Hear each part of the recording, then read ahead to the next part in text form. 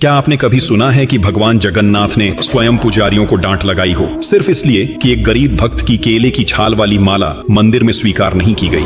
कहते हैं कि रघुदास पुरी के एक महान भक्ति योगी थे जो भगवान राम के परम भक्त थे। उनका आश्रय जगन्नाथ मंदिर के सिंहद्वार के पास एक बड़े छत्र के नीचे था। एक दिन उन्होंने मंदिर में प्रवेश किया और देखा कि भगवान जगन्नाथ के सामने राम, लक्ष्मण और सीता का दिव्य दर्शन हो रहा है। यह दृश्य देखकर रघुदास को यह विश्वास हो गया कि जगन्नाथ और रामचंद्र एक ही देवता हैं और उनकी भक्ति का स्वभाव सखा प्रेम में बदल गया। एक दिन रघुदास ने अत्यंत प्रेम से भगवान के लिए एक सुंदर माला तैयार की। माला तो उन्होंने फूलों से बनाई थी, लेकिन डोरी न मिलने के कारण उन्होंने केले के पेड़ की छाल को धागे की तरह इस्तेमाल किया। भक्ति उनकी सच्ची थी, परंतु मंदिर के नियम कठोर थे।